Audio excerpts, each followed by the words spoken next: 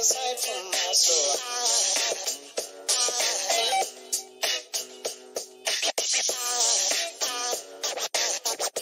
There goes a sight, there goes a sight. Now there goes a sight for my soul. There goes a sight for my soul.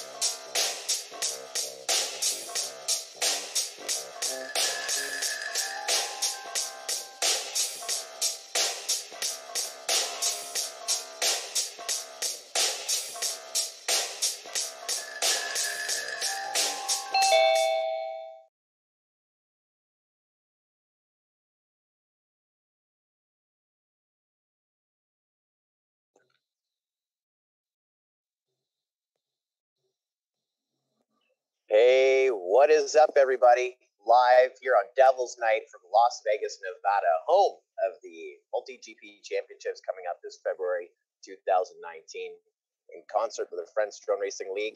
And yeah, we are here. We, as in an entire team of us, scouting our potential venue. Maybe it is this crazy random park that I pulled into behind me as our championship host venue.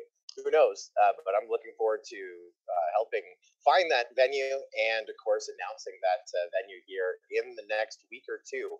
We know where we're going to be, when we're going to be, when we come to Las Vegas for our championships in February. But that's already yesterday's headlines. We've already talked about that a bunch. Now, of course, tonight, the sole purpose is to talk about 2019, not our championships in February 2019, but our 2019 season. Many people watching here on YouTube tonight, they get to sit back and kind of be in the audience as tonight we host a Tier 1 council meeting, something that we periodically do. I act as a representative of Multi-GP Corporate, our entire corporate team that works behind the scenes on event production, event sales, sponsorship, chapter relations, and of course the planning of the regional series and championships. And we rely on the feedback of our Tier 1 chapters. We've talked time and time again, and we're going to preface and bookend our call with the same message that Multi-GP is by pilots for pilots. That's our mantra since day number one, and that is how this organization, this community has been as successful as it has been. But really, our first line of defense, and I mean, we're not on the defense, we're on the offense as we try and grow drone racing in the community. Our first line of offense are our Tier 1, even Tier 2, Tier 3, and provisional chapters, the ones that are putting on the events, the ones that are going in week in, week out, loading their minivans, their trailers with PVC and conduit and mesh and all kinds of different sorts of array. And first one's there to set up a course, and the last one's to tear it down because good guys always finish last. They are the ones that are putting on our upwards of 150 events a weekend with our chapters. Even though we have our regional finals, we have our championships, and we have our marquee events, it's really the chapter races, which is the forefront of what Multi-GP is about. So we look forward to these periodic opportunities to speak with our Tier 1 chapter organizers and use them as a senate for some of the ideas and directions that Multi-GP Corporate and the officers would like to proceed with, and of course get their feedback as they are the first line of offense. They're the ones that are talking with those pilots week in, week out. So with that, we say welcome. We see many of our Tier 1 chapter leaders and chapter managers joining us here behind the scenes. Say hello to I was going to say just a few, but there seems to be almost 30 of them in our chat. We say hello to Kevin and Frank and Travis and Tim and Sean Morrison, Rob, also Mike Huddleston, Lundy FPV, Lead Grill, Kyle Van Sant, my buddy in the Northeast, Ken, Josh Lewis, another Josh, couple of Joshes, John Chapman, Jay McGibbon, Hikus, Ed, Brent Merrick, Bill, Hefty, who is our producer of our live stream, and anyone that I skipped over in our chat, in our connection, in our meeting with our Tier 1 chapter organizers. Welcome to them, and welcome to everyone that is with us online.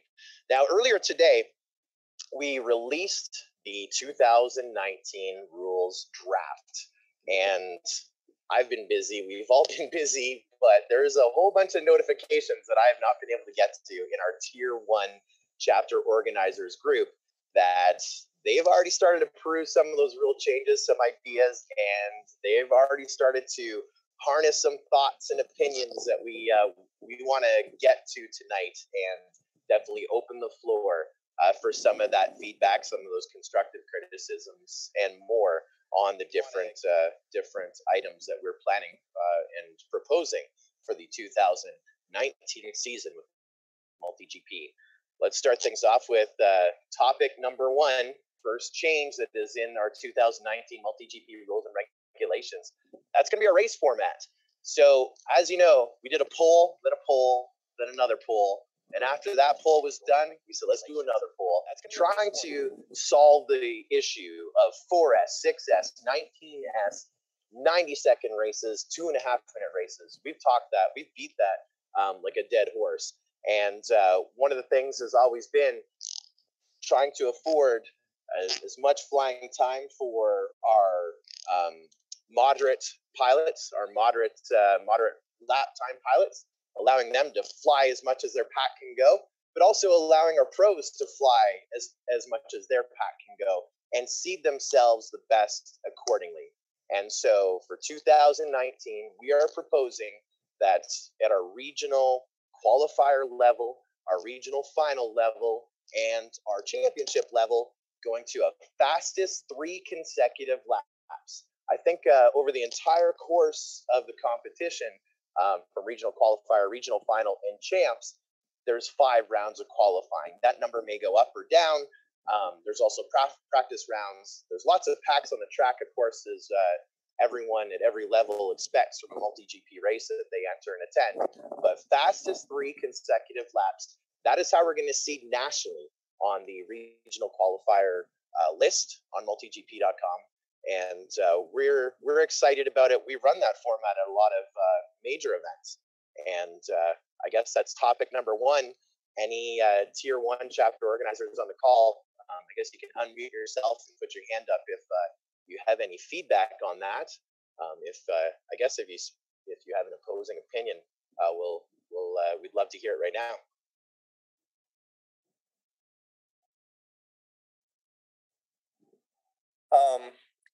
When I've run races in the past, the tracker isn't always accurate. So how are you going to handle the tracker inaccurately grabbing times in that situation where you're trying to get fastest 3 consecutive laps from somebody? So with that, and hey, Sean Morrison, it's been a while. I missed you this spring. So with that, we've seen leaps and bounds advances in our timing, and we would hope that most of our race organizers have reliable timing systems and can run at the regional qualifier level, and that's Tier 1, Tier 2, Tier 3. That's the first step of the regional series. We hope that they can run formats and accurately get a best 3 situation, like with reliable timing. We've now moved away from lap counting in a situation where if we have a timing issue on our end, we do a DVR review and we use a hand stopwatch or a watch on your phone, and we calculate it out after the fact. So with that, it would be at the race director's discretion to do a DVR review, either with their own provided DVR, or it'd be at the race director's discretion if you want to do it off of someone's sweaty fat charts or whatnot. With the venues that we've been to, and with the timing systems and the leaps and the bounds, I'm pretty confident in what we're using. And maybe we can spend some time between now and next season giving some tips on how to properly tune in for most reliable tracking with an 8-way and an event tracker and a Delta 5 that we're here. But I'd be confident in those 3 products. I would say too that one thing is that you're going to have X amount of rounds to run, and if you do get a bad read, it's possible that that's probably a hardware issue with that person. And it's sort of like what we did last year where you get to drop 2. Sorry, you got bad reads. I mean, we may be able to rerun it, DVR, all that stuff, but you got X amount more rounds to go. And one other thing that we do too when we miss a lap like that, I stress out because the events that I'm at, and I know everyone's event is stressful and everyone's racing a timeline. I'm usually racing airplane tickets, and so when I see a missed lap, I freak out. Never let people show me sweating. But the quick things, and we'll give that as some tips down the road. But if you have a missed lap, then you take the missed lap divided by 2, add it to the one before it, one after it, and that's your fastest 3 consecutive time. Live time, which is our official timing software, you can go in and edit the round pretty quickly. So we'll give some tips and tricks on that on the format. And again, I think we're pretty confident in the timing. And I've been pretty paramount in the advancement of the lap RF 8-way from Immersion RC and working with the prototypes. And looking back on my events, I was going with the fastest lap for numerous reasons, and one of them is the reliability of timing. And now I would run fastest 3 all day long. So I think that hopefully addresses your question there, Sean.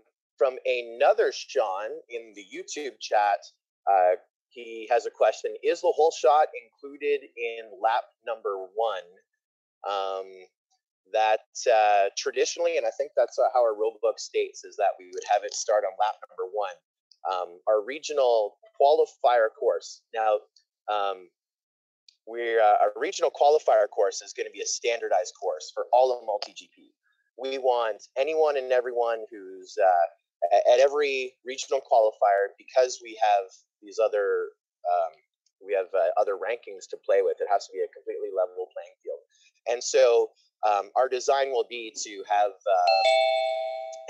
lap number 1 count, and the reason being we want everyone to take off at the exact same time, and it should be a 4 or a 5 lap course. So it's either your first 3, your last 3, or your middle 3 is our plan right now.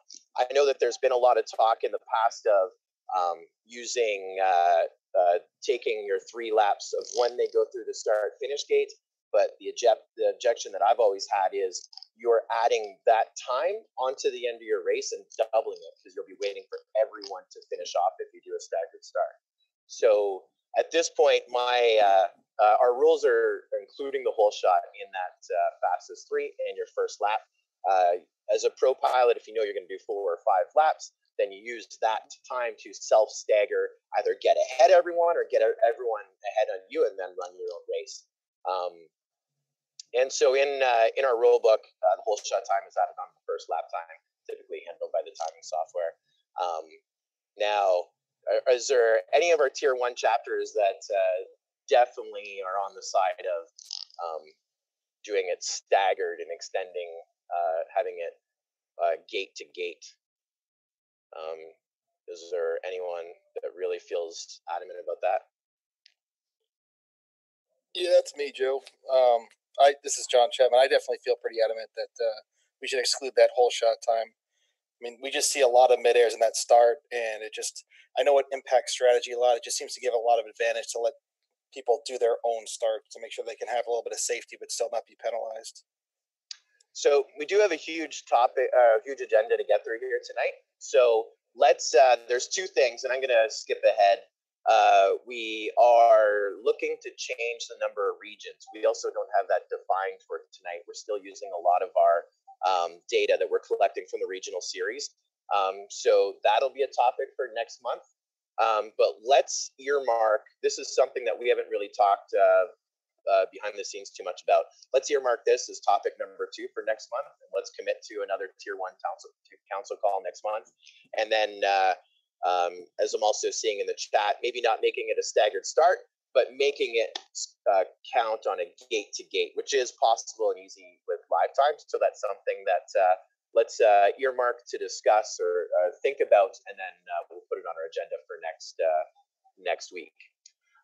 So the time, 2 minutes, finish up the lap that you're on. We're looking for your fastest 3. People can land after 3 laps, 4 laps, whatever they want.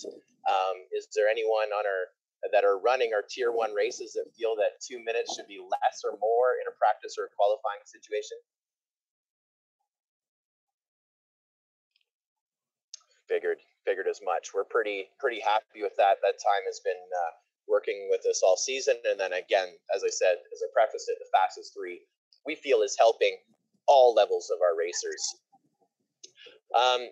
Now with our, when we go to our regional final level and our champs level, brackets and mains, that is a big thing since 2016. We've been running this top 16 double elimination bracket of 4.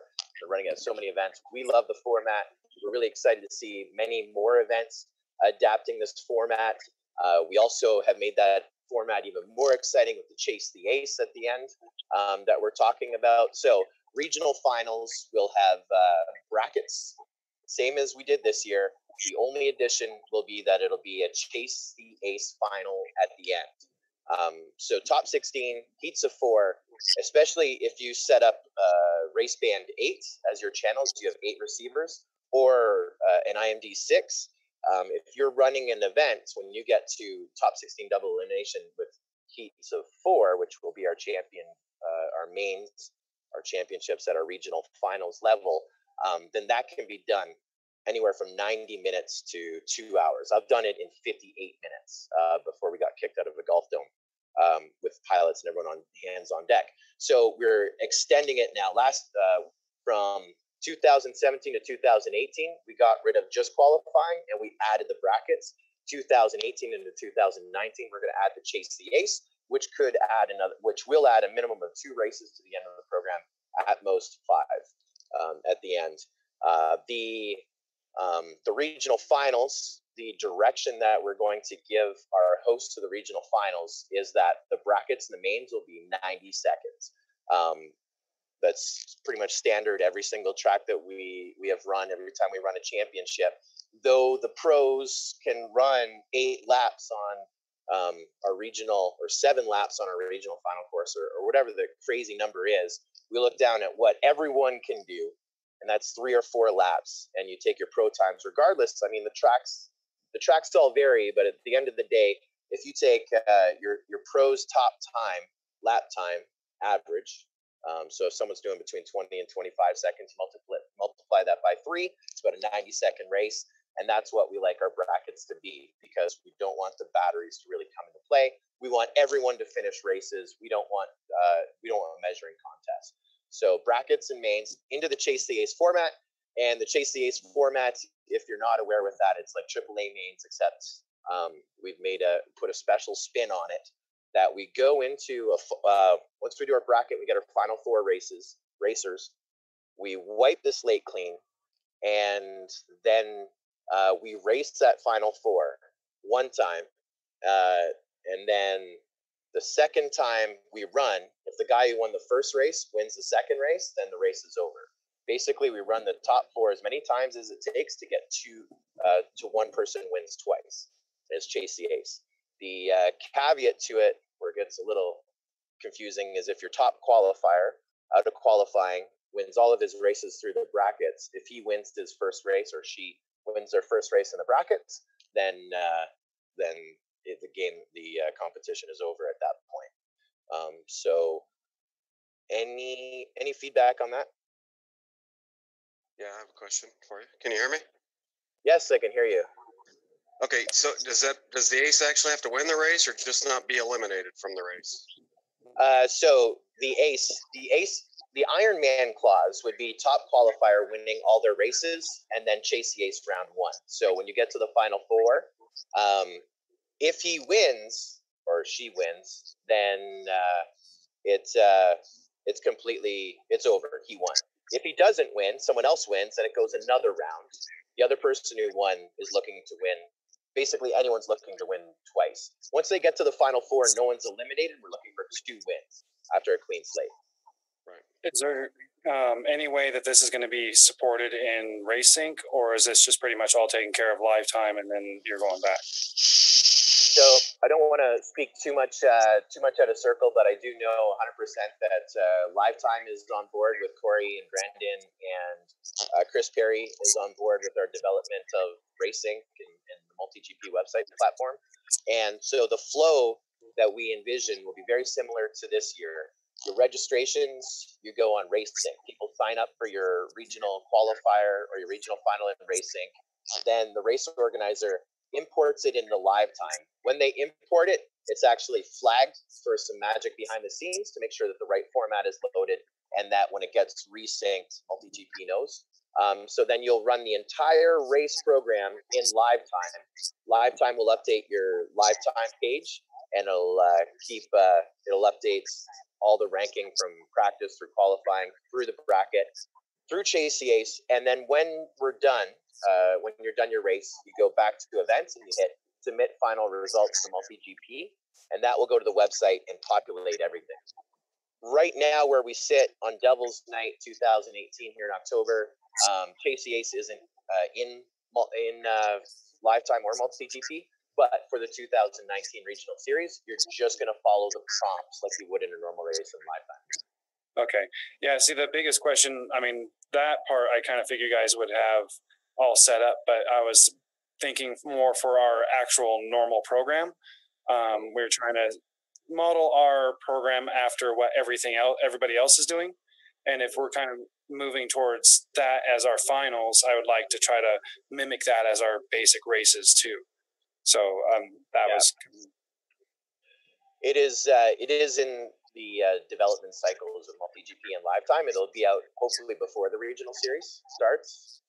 So that is a format that we've now proven, tested, and we seem to like as a whole. So that should be coming soon for any and every race. It's we talk about how the tier ones in our chapters are offense, but that's also where we come up with a lot of ideas collaboratively as a community, not only in track design, like with the Midwest Drone Battle, Will Dobbins' Slurtle section, which is in our regional finals course, but also with our next topic that we're going to transition into with Pro and AM, or intermediate, something else that came from one of our chapter organizers as well that we're going to push forward. And as we prove it and we test it and we give it a thumbs up, then it'll get into the lifetime scoring software and racing as well. So we love Chase the Ace, and we look forward to seeing that very soon for any race, any format.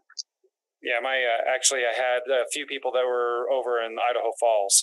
My pilots were all pushing at me over this last few weeks just about that specific one. So it looks like we're going to be trying to incorporate that, at least that and the A mains, into our main everyday racing. Yeah, the easiest, well, there's a couple ways that you can do it right now real quick. I don't want to go too far off topic, but you could run your program using live time. If you're just going qualifying into Chase the Ace, set it up as the triple A main and run A main 1, A main 2. And if the guy wins those back to back, then the results will be exactly as decided. If not, you just keep refreshing, just deleting the results and rerunning the race is another way of doing it, and tracking on a piece of paper. I know it's podunk, but I think within the next 30 days, maybe 60 days at the most, it will be in live time. But for right now, we're just blanking out races and tracking it on a piece of paper. Last weekend in Baton Rouge, I had it on a coffee cup, but we got it figured out. The whole idea of the format is that it's easy to follow. Like AAA main is very difficult when you're like, okay, if this guy gets second and that guy gets third, that means this guy gets first because he only won the first one. With Chase the Ace, it's like this guy wins. So as we grid up again, the next guy wins. If he wins again, we're done. If the next guy wins, it just, okay, these guys have a win. So if this guy wins or this guy wins, then it's over. If not, these are the guys that need to win, yada, yada, yada. So should simplify it, and you can roll it out through lifetime in the interim, and that should be coming soon. With that, we're going to transition to another thing that we're really super excited about. And I saw Bill at the start of our chat as a tier 1 chapter. This is something that Buffalo Bando, which was his project with Bob Brown, of course, Bill Ahmer from Buffalo, gave us this race, this amazing race that went. We had a pro and an intermediate, which was the first 16 and the next 16, and following the intermediate storyline throughout their competition was so exciting. And one of the things that we looked at is how do we duplicate this on the regional series? So our new goal this season was to integrate pro and amateur skill classes into our championship. Not just at that one race where it was really cool to see first 16, next 16, but we wanted to integrate pro and amateur from the regional qualifier to the regional final to the champs. At the end of the 2019 season, I have a pro champion and an amateur champion. We want to find the fastest pilots, but I mean, at the end of the day, we're very cognizant, we all are as race organizers, that we have, and I don't want to single out names, but we have these 5 or 6 pilots that are winning every single race. If you know that pilot's there, lightning has to strike for him not to win.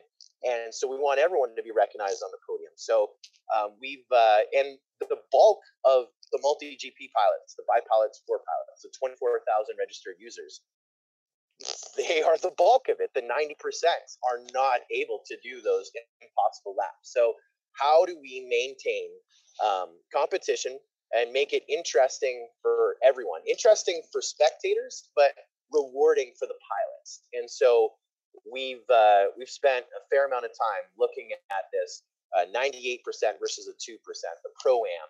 And so to find the fastest pilots, having a championship, all levels, pro and amateur, qualifying with pro and amateur divisions, and even as our season rolls out, we have our wild cards. This weekend, I'm going to be at AMA Expo West in California for a wild card. So that'll be one pilot that fast tracks to championship. At that event, we want to have a second wild card, not this year, but in future wild cards, have a pro and an amateur. Looking at in the chat, Old Man FPV talking about World Cup. Hey, let's have a pro and an amateur. Let's do it. So we're proposing a system with our one. There's one system right now, MultiGP 2018. Not that we're going to be using that data, but using it as an example. The regional qualifiers. If you go to multigp.com and hit 2018 championship and regional qualifier ranking, there's over 1,000. I think it was 1,001 pilots ran the exact same course. And then we had our regional finals, and of that, I think the number is like 350, whatever it is, pilots ran the exact same course. And for Las Vegas, we're going to fill the grid, and we're going to try and go down that list as much as possible. But we're eventually going to get to a point when we're filling that list that we're going to have pilots that only did 3 laps. If our attendance is, we went down the list pretty far last year. So we need to come up with a way, and looking at the regional qualifier, that is the bulk of our competing populace right now. That is our best tool to rank people. I know we have the UTTs, but our regional qualifiers are built on the UTT system. So we're going to start at the regional qualifier level, and that is how we're going to assess how people are pro versus amateur for that season, the 2019 season. Pilots can go to unlimited qualifiers, same as this year. The season and the regions still to be discussed, hopefully at our next call next month. But same idea of regional qualifiers can happen throughout the season, a 7-day buffer between the regional qualifier and the regional final. So there's nothing, where you're going to be sitting all season long. You can go to unlimited qualifiers. As we talked about, the ranking is on your fastest 3 consecutive. The regional qualifier course will be a standardized course, just like it was this year. We had very limited issues, like every course, everyone who set that course up, tier 1, 2, and 3, took it to heart to make sure that the course was to the inch. And so fastest 3 consecutive, 5 rounds or unlimited rounds. You keep going to as many races as you want. And now we're going to have that ranking. We are going to have to work on some verbiage and stuff, but basically that list is going to be our pro and our amateur. And we're going to set a lap and a time as our cutoff. Now, it's not going to be week 1. We're going to project it at week 1. We'll project it at week 2, project it at week 3. And the great thing is, you kind of think of it as a pilot. Well, you projected it here. I was on this side of the fence, and now I'm on this side of the fence. Well, you also have unlimited qualifiers to go to. Keep going. But after a certain amount of time, which we haven't identified, it could be 3 weeks, it could be 4 weeks, that time is going to be set. That's our barometer. If you go to another event, how do you prove that you're pro and amateur? Well, you just look at that list. Like, I flew the regional qualifier course. I'm an amateur this season. You'll maintain that amateur status to your regional final if you are an amateur. In your region, one of the things that we're looking at doing is going from 6 regions this year. 2 years ago, we had 14 regions. We're doing the Goldilocks and the 3 Bears, 10 regions. Not too small, not too big, just right. We're going to go with 10 regions this season, we're proposing. And so for those 10 regions, we are going to take the top 30 on the pro list, the top 30 on the amateur list to the regional final. That's how many people qualify to those 10 regional finals. And from there, they're going to run in separate heats. That's also a thing that is listed on our to-do with multi-GP and live time, which is great news for all of us running events because we all want to run classes seamlessly. Well, for the 2019 season, we're going to have to run classes. So fingers crossed that something we've wanted here for 2 years is going to be put to the top of our development cycles. But so at your regional finals, 2 classes. That way the pros, the top 30 in their region on the pro side are not running with the 30 that aren't in the pro division in their region. 2 separate classes. When we get to the end of the practice and the qualifying, the only thing, this is like our sandbagger clause, or to make sure that we've got the pros and the amateurs right. If someone in the amateur side of things, their time at the end of qualifying at their regional final is good enough to be in the top 16 of the pro, they're going to the pro, and they'll bump out whoever is below them. This person should have been in that division, and they should be in that position anyway. So they're going to qualify separately. Then we'll have a top 16 from each in each division at each regional final, and that's that stage of our pro-am. And we feel we've seen many pilots. We can name them off. Some that have they're gradually getting better, but they're going to be in the same place next year as well. They love it. They love racing with these people. Then we've seen other people picked up a drone, and we don't know how the heck they've done it. They're already TQing races. We think having this methodology, we'll be able to get someone by the time they qualify. Then they get to the regional final before things really get real. We'll catch them and move them to pro if anyone is learning at a high rate of speed. As I pause on that part of our agenda, is there any feedback from our tier ones on where we sit with the pro and the AM and the regional final? With the bump, Joe, the bump down guy, does he move to the number 1 spot in the amateur class? I would assume he did. Again, the reason, let's just say it's you and me, okay? Yep. Said I wouldn't say names, but it's you and I. So you're in the pro, Lundy, because you're fast. You're always fast. I've always been a Lundy FPV fan, and everyone knows I'm a rookie. I'm in the amateur, even though I was a reserve champion at Flight Fest East this summer. Let's not forget about that. I got my challenge coin. Now, all of a sudden, I qualify for our regional final together in the amateur, and I'm up there, and I just kill it on that regional final course. You don't have as good of a day. You're 16th in the pro, but your time is 3 laps in 60. My laps is 3 laps in 58. So what this means is I should have been running with you in pro. I'm a pro pilot now. So I get bumped over. I take your spot. You get bumped out because I should have been in your division anyway. That makes sense. Yeah. It's just don't be 16. And you won't be. Come on, you're Lundy. I think the only other question is what when you do go to qualify for nationals, is it being pulled out just the pro class, or is it you've now basically formed yourself into 2 different buckets and you're qualifying 2 nationals out of the amateur class and then also going out of the pro class as well? Is that correct? So in the example that I just gave, I've become a pro pilot and now I'm in that pro bucket. But let's be honest, what I described is impossible. I don't even fly in the sim as much as I should, which is the DRL sim, the official sim of MultiGP. So I would stay, let's say that didn't happen and I'm stuck in the amateur, I would stay in the amateur all the way through the end of champs. The only bump up or transfer is going to be at that regional final level. And again, 2 buckets. So there's going to be a pro through the regional qualifier, regional final, and champs, and then the amateur with the regional qualifier, regional final, and champs. Gotcha. So basically, if you do not qualify for the pro class in champs, you do not move on to the amateur class in champs. That you're going to pull that out of the amateur regional final. Basically. Right. Okay. It's it's a hard wall. Yeah. Yep. It's a hard wall.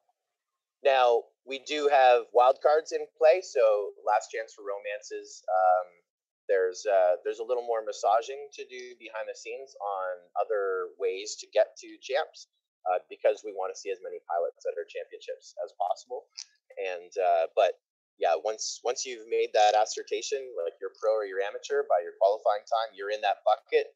The only change is at the regional final level. There's those buckets take you right through to the end of the season, and you wear that like a badge. And just another clarification on that, if you move somebody out of amateur, we're still going to have 30 in the bottom.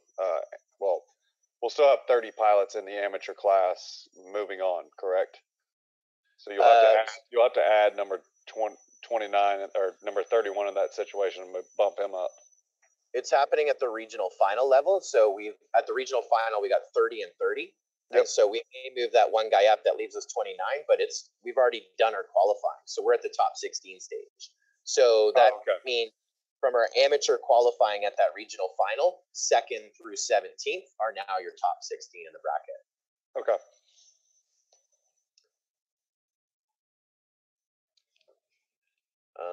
What I'm looking for is the chart. This isn't in the agenda from that level. How many go to champs? Off the top of my head, and Hefty will probably be able to chime in, or you can give me the number of our chart. But I believe it's the top 8 from each regional final will then qualify to champ.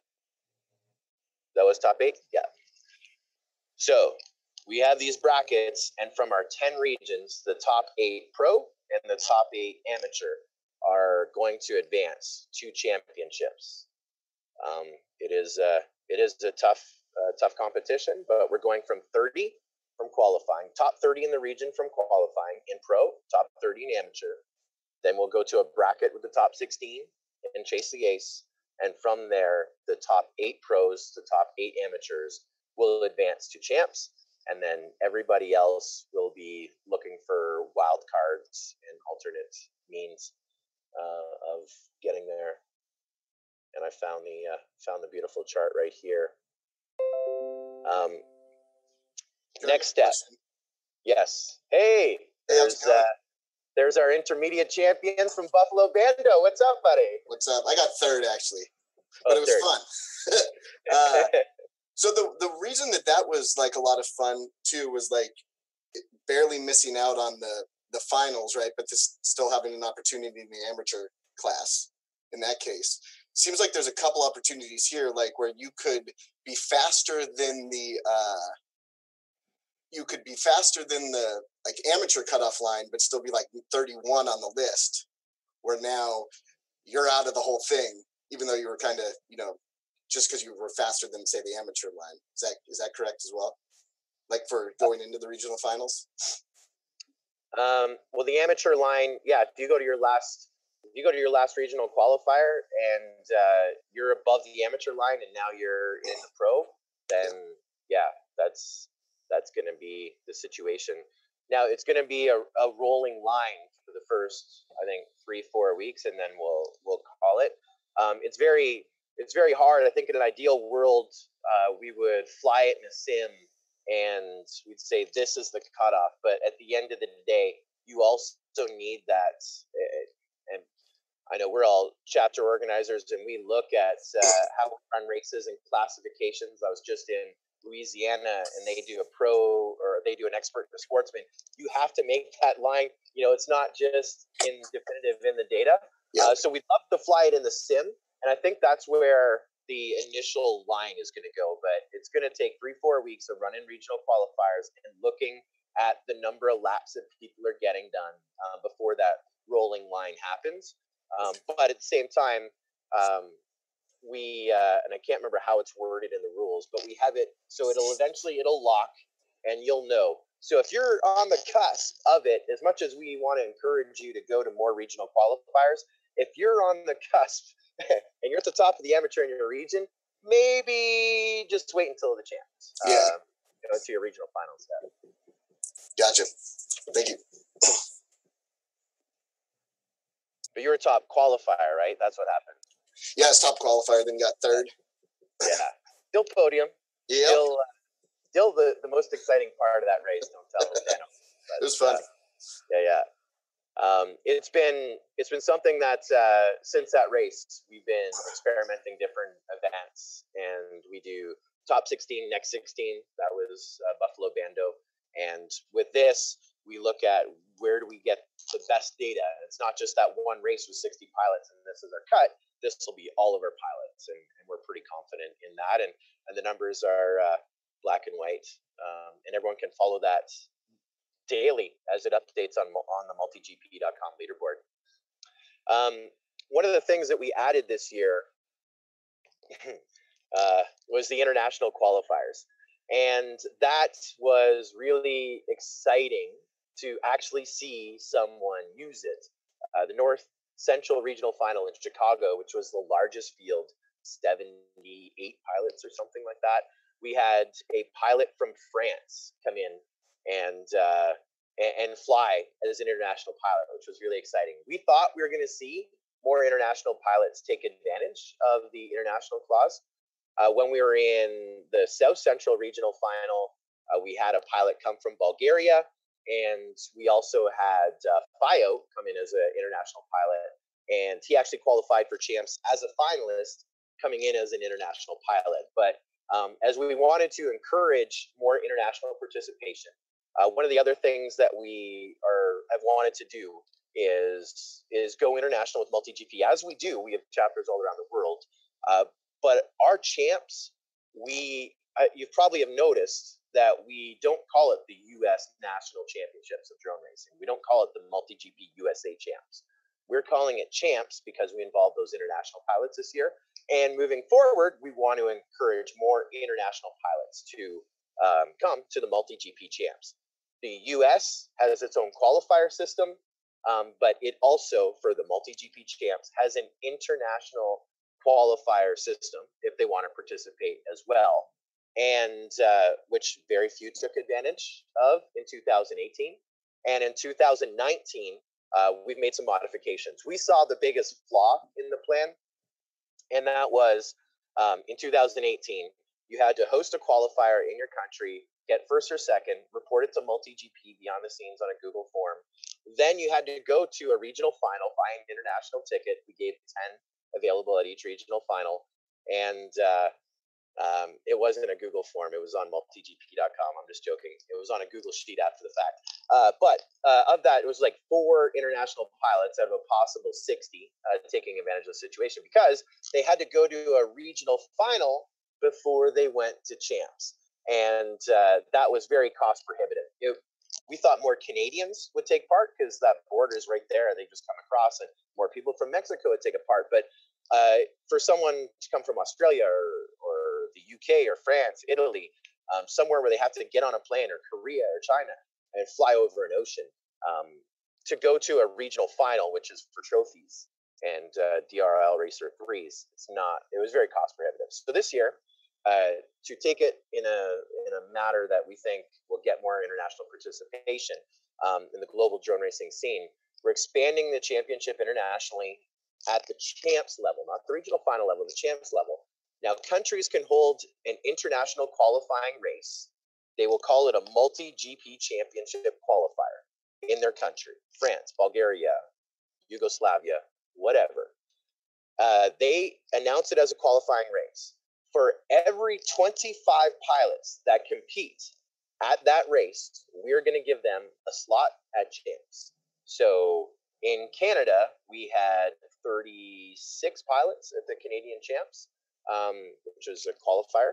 And so we'd have 1 seat at champs.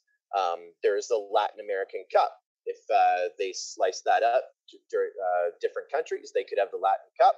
They could also have a per country event. If they got 50 pilots, that would be 2 delegates that would go to champs. These people would be going in the pro division if they had 100 pilots. If you have a 100 pilot race in the country and you have 100 pilots show up, it's a multi-GP international qualifier, then that's 4 slots. That'll go to champs. So we think that's going to encourage more international participation. There's accountability, obviously, with the quantity of pilots that it takes to get that delegate seat, and it is very cost prohibitive. I'm working on all those airplane tickets and status right now, and back and forth over the ocean is pretty cost prohibitive. So we're excited to roll that out, and hopefully we get some more participation on an international level. I was at an event this past weekend, in Baton Rouge, and we had 6 pilots for individual racing on Sunday, and I ran a unique format there, head-to-head round robin. And even with 6 pilots, I found it very interesting. I know a lot of people watching the live stream found it interesting as well. The pilots there, they of course had a blast. They had 17 packs. Everyone got to race everyone 3 times. But I remember one of the comments in the chat, and it was someone from France going, "I can't wait to go to America and race in multi-GP." And now this really gives them the opportunity to do it. But they do have to do some work on their end to make sure that those races are held in their country.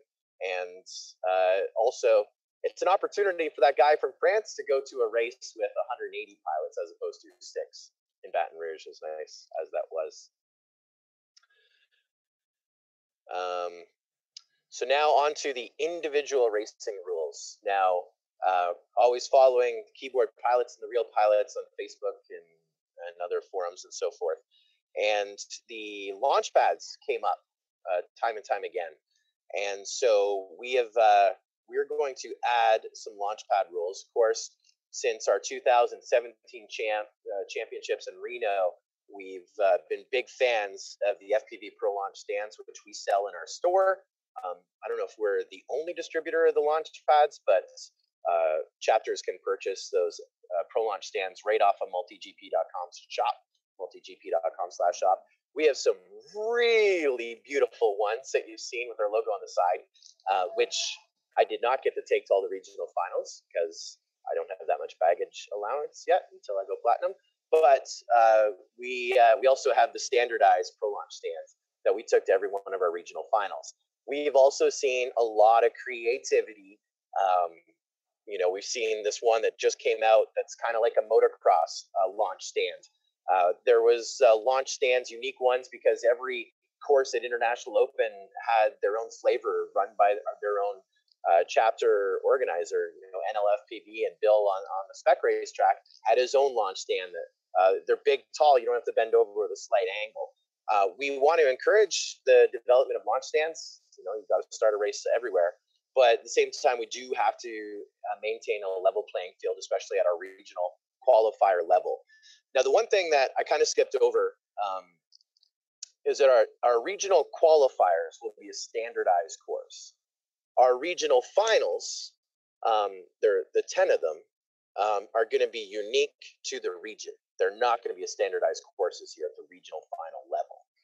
That said, for our regional qualifiers, nationally, across the U.S. with the regional series, everyone needs to launch the exact same way. So we are going to maintain the rules as they were, props level to the ground before arming.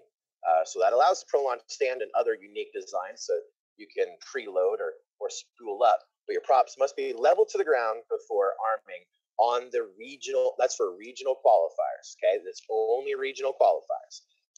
Everyone, every state, every city, every park need to have the exact same start, whether they preload or punch out, whatever, same start for everyone. Again, we don't want to infringe on the creativity. So, and one of the other things is we also, I hate seeing, previous to that rule, just a yard sale of stuff on the takeoff podium, from shoes to wrenches to tackle boxes, you name it. At the regional final, we will allow the host to provide launch stands, but they have to be the same for everybody. So it could be a motocross start. It could be a angled start. As long as it's the same for everyone at that regional final, then go on. The rules that we have in play predominantly are for the regional series, as we know. We know that many different organizers use those rules to start, and then will put in ground rules of their own when they're running their own chapter races. One of the rules that it wasn't in black and white that we've always enforced is now in our rule book, and that is pilots can choose to use their own launch pads if they do not like the provided ones. And that's pretty much across the board, as long as your launch pad is above or in front of the provided launch pads. So you can't have an advantage. I mean, you have an advantage because it's your own launch stand. We get that. But pilots can choose to use their own launch pads if they don't like the provided ones. So it's provided or owned at the regional final level. And that would also be the regional, the championship level as well. Regional qualifiers rules remain the same. Must be level to the ground. With that, if you're going to use your own, it has to be horizontal or has to be the same as all the other ones. So it would have to be horizontal, correct? So you can't bring one that's tilted. No, you would not be able to use one that's tilted because your props must be level to the ground on arming, unless the organizer has provided one. That should be clear.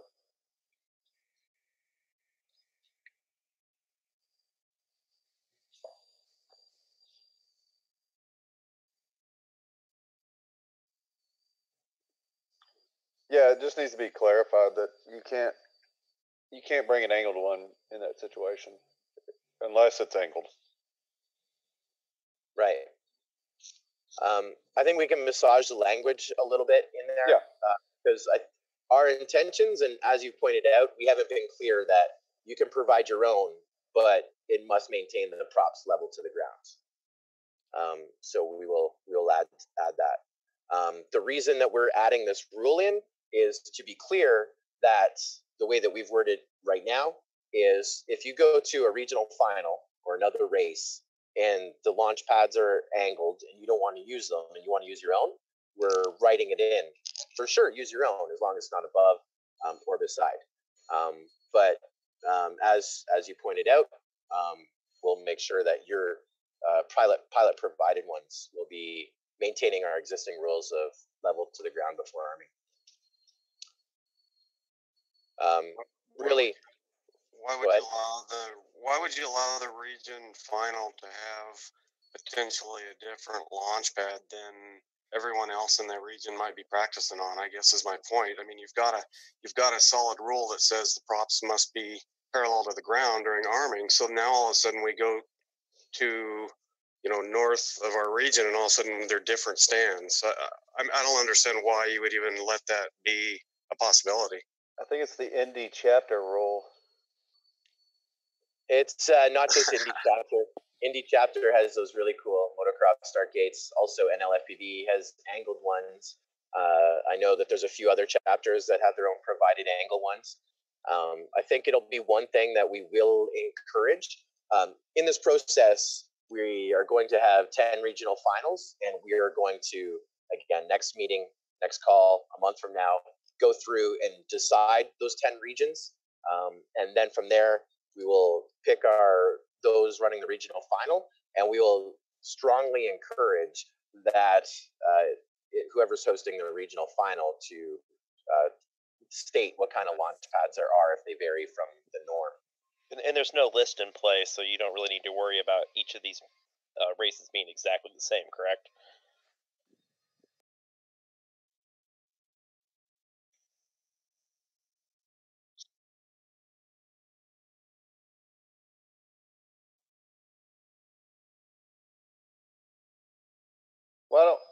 Why are we making this change? I don't understand. Why don't we just make it a flat launch stand like we always have? That just seems the easiest and clearest solution to the issue.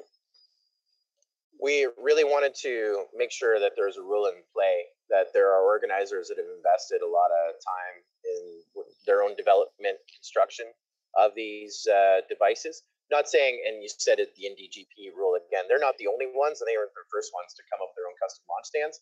But for example, if NDGP was going to host the regional final, they're going to want to use their launch stand. And for that, we've written the rule to allow them that, because it's not going against a list, and it's the same for everyone at that event. It's like this will be the launch stand, or NLFPB with their angled ones. We don't want anyone to go to an event and discredit the results because someone has gone above and beyond to why do you think they made these launch stands? They've made it easier to run the races, and the NDGP one, you're not going to have a false start because the quad's going to be smashed, right? Like, you don't want a false start with theirs. Or NLFPVs, they're up high, they might be angled, but you don't have to bend over to power test them or grid up. So they have great value in those launch stands, and we don't want to take anything away from them if they want to be a host. Was the proposed idea with that. Okay.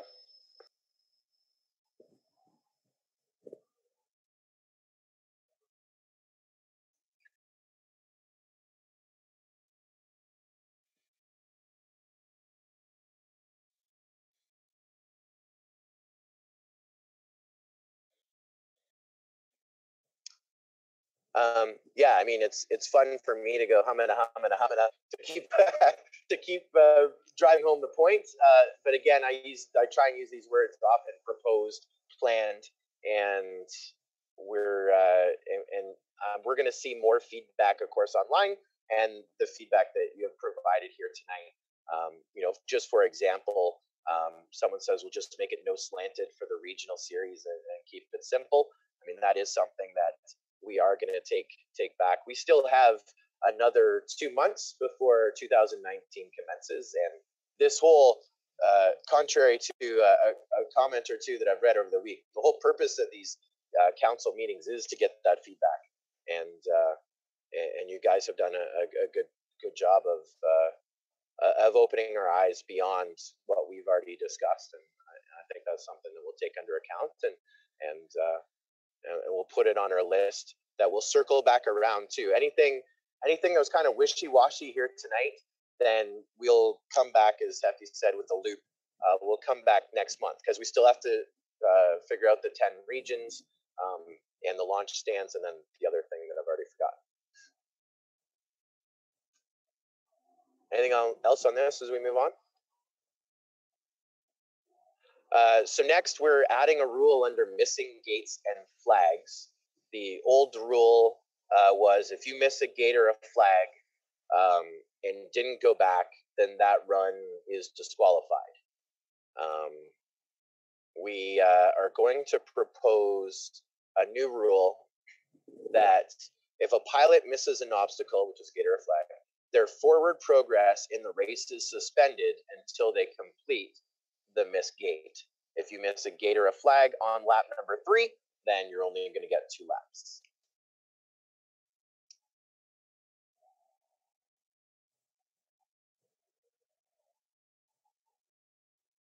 Any thoughts or comments on that? Again, the old way, if someone missed a gate and flag, we DVR review it afterwards. We're like, oops, sorry, you lost your round. Now it's going to be a little more work on our end, but at least that pilot doesn't lose everything. They'll at least get the credit of what they ran qualified. Sounds good. I like it. Agreed. I'm seeing claps in the YouTube chat, so I guess we can move on. Excellent. Got one right. Holeshot rule. So the Holeshot rule, we in the past only had in our championships this last season. Now we had a whole bunch of Holeshot issues, and we were restarting races and so forth. So we're going to change where the Holeshot rule will come into place, and that is going to be in brackets and in essence, the last 4 races. So the semifinal of the actually it's 3 races.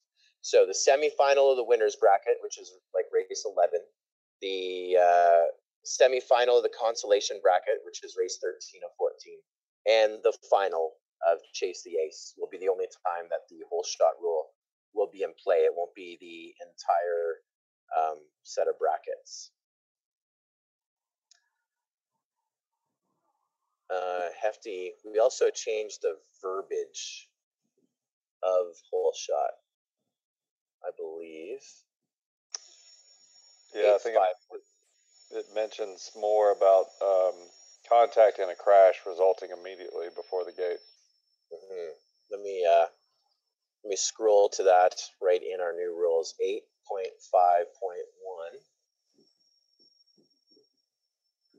Starting a race, whole shot rule. Okay, so here is a whole shot rule. We talked about it's only in the last 4 races. However, the race director may invoke a rerun only if the following circumstances are met. Contact occurs before the whole shot gate. Contact immediately results in a crash. I'm going to quickly repeat what we enforced this year, and I know Lendy's going to cringe from the Southeast Regional Final. But this year, it was contact before the whole shot gate, resulting in a crash before the whole shot gate. That was the rule for 2018. 2019, we're going to switch to it. Contact before the whole shot gate, resulting in a crash, immediate crash. And obviously, that'll be at the race director's discretion. One of the other things, which this will be something that we will put in future things for race directors to consider. At the 2018 regional series, at the final level, we had the start-finish gate as our whole shot gate. And that, in addition to the old rule, made for some precarious whole shots that may or may not, yada, yada, yada, should have happened. We had some, unfortunately, due to the rules, we can't give you a whole shot, yada, yada, yada. In future, and using our regional finals course as an example, it could have been more lenient on what the whole shot was. And whole shots in motocross is usually the first corner, first turn. So using the regional finals as an example, another thing that would have made it a little bit more lenient towards pilots would have been using the top of the tower as a whole shot gate, as opposed to the start finish gate that everyone's kind of funneling through. That was something that we realized after the first regional final, and at that point we couldn't go back and reinforce it. So it'll be something that we will stress to future race directors, that the whole shot rule can be more lenient if you want it, and this and our proposed rule for 2019, contact before that whole shot spot, whole shot gate, resulting in an immediate crash, will be a restart. So what you're saying right now is that officially there is MultiGP's stance in this situation is that while the course isn't designed, it may not be the start gate. It could be a further gate. It could be the further gate for sure. In that, again, yeah, I'm going to say because it was me. I should have used the top of the gate. I should have used the motocross. I should have used the first turn. I went with, hey, it's like 100 feet between here and that big gate that's bigger than normal. But again, use my mistakes as an example. I should have used the top of the tower, as that is the first turn. And motocross is the first turn. In drone racing, I mean, there are opportunities too. If you got a long start, there are times that the start finish gate is a good example. That's where your race director and your flight line director have line of sight and can make those calls. If your whole shot gate's the back corner, good luck making that call, right? So again, it's something that I would encourage race directors, especially when you get towards this championship, we're getting to the end of the competition at that point when the Holeshot rule comes into play. But yeah, you can make it more lenient than the start and finish gate. Use me as an example.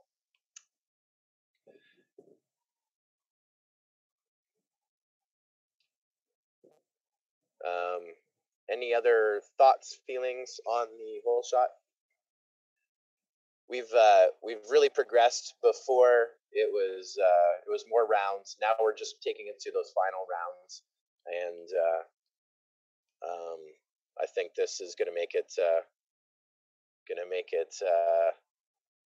fair for everyone. Jammer FPV in the YouTube chat says, "Sorry if IndyGP caused any controversy, Joe." Absolutely not. We used IndyGP as an example. We love their motocross gate. I wish. I mean, we can't even fly around our FPV Pro Launch stands, the really beautiful ones. I wish we could fly those around, or the motocross gates, just a little cost prohibitive. Love what you guys are doing. We use you as an example. We were not pointing the finger at you. You're not the only ones, and kudos to your outstanding gates. We love your style. We don't like your style. We love your style. Keep doing that voodoo that you guys are doing so well at Indy. We also love your gates as well. Let's go to missed false start calls. If a false start judgment call is missed by an RD, why are all the rules of my mistakes this year? If a false start judgment call is missed by a race director or judges, and a pilot or spotter reports the missed call to the race director immediately after the race is completed, then the race director will review the DVR, determine if the offending pilot received an advantage from the false start, and decide to rerun if advantage was gained. That's Rule 8.5.2.1, which happened in the North Central region. Now, I'm sure it's happened other races, other places, other times. The rule, it's a little wordy, but it's very defined. It's going to serve its purpose. But what happened in the situation is a false start happened, but we didn't see it. We didn't see it on the FPV feeds. We didn't see it at line of sight. We ran the race. The pilot came around afterwards and said, "I false started." Like, the pilot, not a judge, not a spotter. The pilot says, "I false started that last race." So we went back, and so with that, I said, "Well, I'm not going to rerun the race. I'm going to blank your rounds. Thank you for your honesty. Good luck." There were other things we could have done, but I mean, we're pushing through, and I didn't want to go back and rerun that heat. So this rule is there to give the race director the discretion on whether you're going to go back and rerun that heat. Now, a false start is a false start, and someone jumping off the line, even though that gives them an advantage, it does put everyone at a disadvantage for risk of mid-airs and distractions and so forth. So it does, quote unquote, suck that you had a TQ run and someone false started, and we're like blanking everybody. But a false start is a false start, whether we have to go back and run it. We see time and time again, and this is back to the IndyGP gate. If we had the IndyGP gate, there wouldn't have been a false start, maybe, unless he punched straight up. It still could have been a false start. We see time and time again, someone false starts, they hover, let the field go, and then they catch up. Something like that, I've seen that, and I haven't called it back, because to call it back, as race directors, you're just adding time to the program. Now we have it in black and white. If we see someone false start and they hover, it wasn't distracting, the tone goes, and then we just go, we just run the program, say that pilot didn't have an advantage, we saw the false start, no penalty, times are good, and that way no one is penalized in the instance that didn't false start. Yes, May I make a suggestion with that? We add a sub rule to this, that it is not a false start unless the race director calls a false start, because some people may get sketchy in that situation, seeing a guy hovering and not go in that situation. I've done that. Yeah. I think we'll throw in that it's at the race director's discretion. I think it already says RD, but we'll definitely massage that verbiage, and then we'll circle back around on this next month. That it is the race director's call. But at the same time, the race director, I'm unique in the instance where I'm a race director and commentator, but there are people that are just race directors. But just being a race director, I hate using the word just. There's so much to take in. You're going to miss it. In this instance, I missed it. I had people sitting right beside me. They missed it. We all missed it. But it has to be that race director's call on whether that advantage happened or whether make that interpretation from the. I guess that's not what I'm saying. Is that what I'm saying is somebody false starts. I may see it in my feed and know that they false started and may not go in that situation to save my battery. And what I'm saying is just make it clear that it's not a false start until the race director calls it. Yes. That's beautiful. That's also a rule that came in at your Southeast Regional Final. That the only person, and let's add this as well. The only personnel to call a false start will be the race director or his delegate, the designate. And in that case, it would be a flight line director. Look back at Sebring, Buffalo Bando. Paul Adkins is out there doing his 45,000 steps a day. He's watching every single one, and he would be the designate. He'd be the guy who would call it. So you race until it's called by the race director, for sure. So Joe, I got some questions on this one because I'm kind of confused on two things. So one is, if we're doing it for qualifying and we determined that pilot had an advantage or not, like, why does that impact others' qualifying time? Like, just, you know what I'm saying? Just because the guy who false started maybe he had an advantage, somebody else got the TQ spot. Why did that impact them if you didn't notice till after the race is done? Like, why penalize that guy? A false start should have been called at the line. Right, but given that it wasn't, like, because that's what we're talking about now, is when it's not called, right? Right.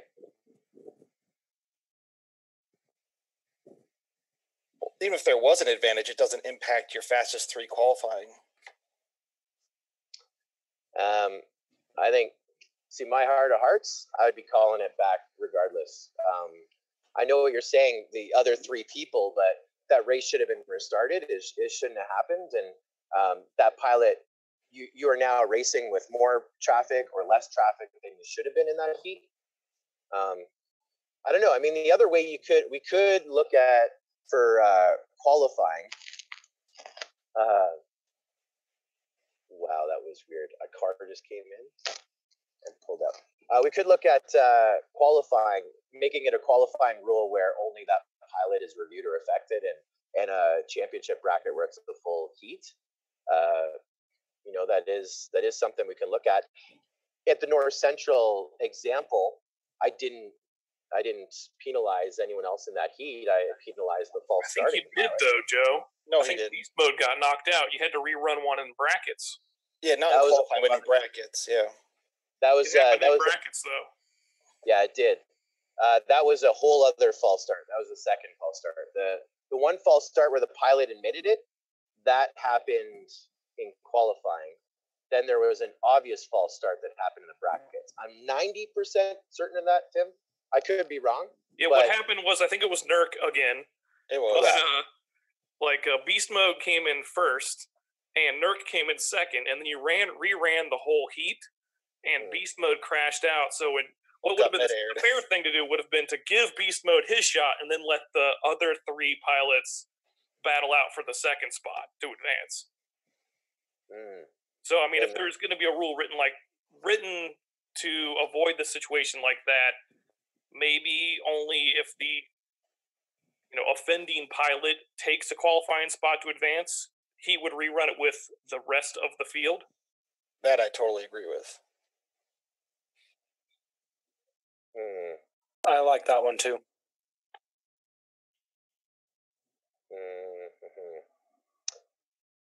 Well, that is something. I'm seeing some smiley faces in chat. So I've heard 3 organizers say they like that idea.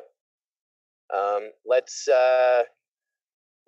circle back around on that next month and let our team come up with a verbiage. And who was the one who proposed that? Was it Johnny Fly? I was going to, but Tim actually said it. Tim, do you want to send that to us in writing real quick? We're going to go with your idea as a start, if you don't mind. Will do. Just shoot it to me on Facebook and so forth. Hefty is taking the notes, and He was taking notes on something else, so we'll get that, and then we'll circle back around on that next month, because valid situations with great examples and resolutions as well. So we'll take that one back to the massage table or the drawing board. Okay, so great work on that. Let's go to tie-breaking process. If all participants crash, then the heat results will be determined by who completed the most laps or traveled the furthest distance. Exception: if it occurs during a bracket heat and advancement is at stake, then a tiebreaker race will occur between the two down pilots to determine the final placement. 1 lap first to finish. I don't remember talking about this one, but it seems that this would take away the measuring contest.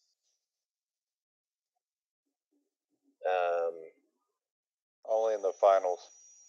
Yeah, this would take out the measuring contest in championships. Well, sort of, right? You still have it for determining placement. So first versus second could be your third versus fourth. It's only when it's elimination versus not elimination it gets rid of it, right? Right. So good example would be the midair between Captain Vanover, Chance Hartman at Champs, and that crashed out, and then the turtle mode with 32 bits of gill.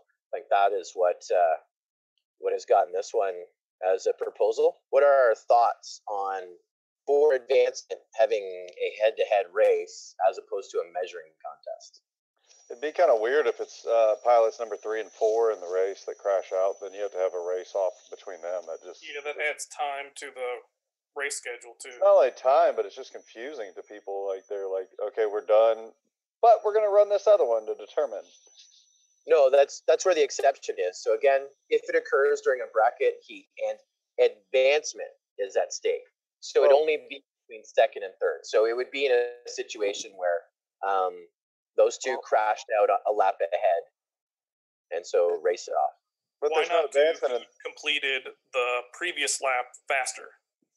That's what I've been doing. And then the event that they crash out on the first lap, you would fall back to qualifying position. But if you're in the final race, there's not only 2 pilots running. There's 4 to 8 or whatever. So if you have 4 up and 3 and 4 crash out, and you're gonna have a re-race with those guys? No, it's first and second have already moved on. It would be so first place crosses the line, boom. But now we need second and third. They crashed out.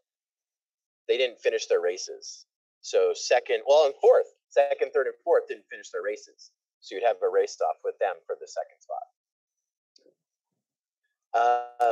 Where I've seen this is FAI in Europe. Is they don't believe in the measuring contest. They believe you finish your 3 laps. I got in a huge debate with pilots and the FAI director about the NASCAR rule. They just couldn't get through the idea that guy got second, but he only did 2 laps. You're supposed to do 3. So in this instance, it's very similar to that. Like you finish your race. If you didn't finish the race, then we have to go back for the tiebreaker. The alternative is that you take an unlucky midair and get bounced away from the race line, and so you're putting it in the measuring contest. Like it's midairs. It's the instance of 2 pilots midair. One gets a lucky bounce, one doesn't. The rules as they are now, or the way they're enforced now, is a measuring contest, and we would take who goes the furthest. What this rule proposes is, in that instance, those pilots for the first and for the second, third transfer position, they get to re-race. I think you would only re-race it if they both crashed after completing the same obstacle. Otherwise, you should use the farthest obstacle completed on that lap. That would be a measuring contest again, though, right? Yeah, that's still kind of hard. I would say you just do it based on laps completed. It's not the same measuring contest, though, right now, because somebody can go off 90 degrees and you're trying to figure out well, do I go perpendicular to the line? What's farther? An obstacle completed is easy to know, isn't it? Not if they go spinning out through an obstacle, though. Yeah. But they just completed that obstacle. That's where their line is. I mean, that's. What if they crash into each other? Well, then they crashed on the same obstacle, and then you would do a rerun. Yeah, Because neither of them completed that obstacle. Like, I think the concern would be like somebody completes 1 lap, somebody else completes 3 laps, but then crashes, and they have to do a race off. Like, that would just be really weird. Well, no. Well, that's because what I'm saying. I'm agreeing with you. Got more laps. That's why I'm agreeing with you. But I'm saying that's where the issue with the rule, as stated, would be because they both crashed, and we don't know who won. Have to do a 1 lap race off when one guy did clearly way more than the other. So, Hefty, take a note. You need to clarify this. So the way that Brent.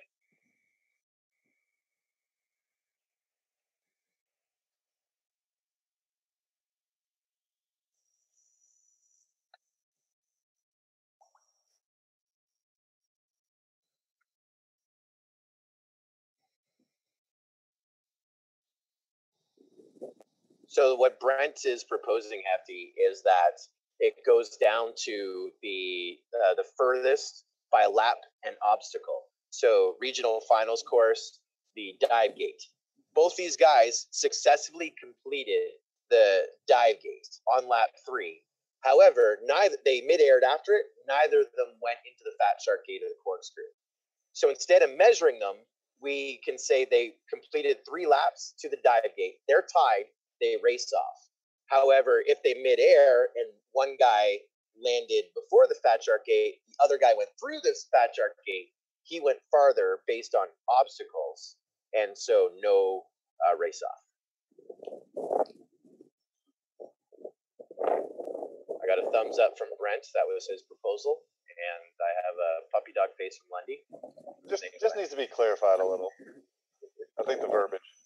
I have the screen small. I don't want to single you out, but you are at the top. We probably need to clarify the verbiage a little bit, but I like the essence of what he proposed. Yeah, I mean, and the only reason I'm saying that is it sort of is consistent with the other proposed rule changes about earlier. If you miss a gate, your forward progress halts, right? I mean, this is sort of the same idea.